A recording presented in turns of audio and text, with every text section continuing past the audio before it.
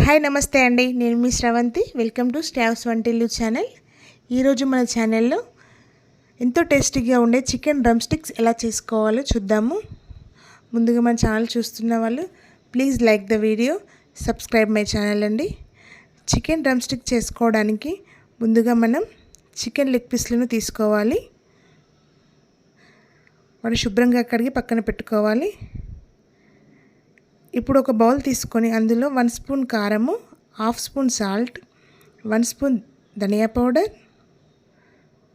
1/4 spoon garam masala,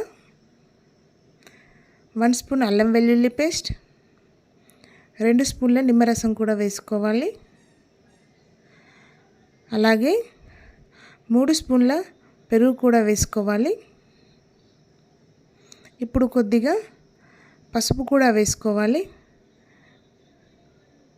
మొత్తం మసాలా మిశ్రమం మొత్తం కలుపుకొని ముందుగా మనం శుభ్రంగా కడిగి ఉంచుకున్నటువంటి లెగ్ పీస్లను ఈ మసాలా మిశ్రమంలో వేసి మసాలా మొత్తం ముక్కలకు పట్టే విధంగా కలుపుకోవాలి. అలా కలిపిన ముక్కలను కాసేపు పక్కన ఉంచుకోవాలి. స్టవ్ పైన కడాయి పెట్టి 3 స్పూన్ల ఆయిల్ వేసి లెగ్ పీస్లను అందులో వేసి మంటను మీడియం ఫ్లేమ్లో ఉంచి ఫ్రై చేసుకోవాలి.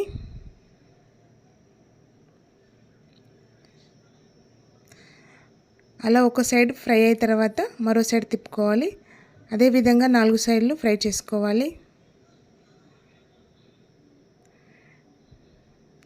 అంతే అండి, ఎంతో ఈజీగా టేస్టీగా ఉండేటువంటి చికెన్ డ్రమ్ స్టిక్స్ రెడీ అయిపోతాయండి. Please like, share and subscribe my channel.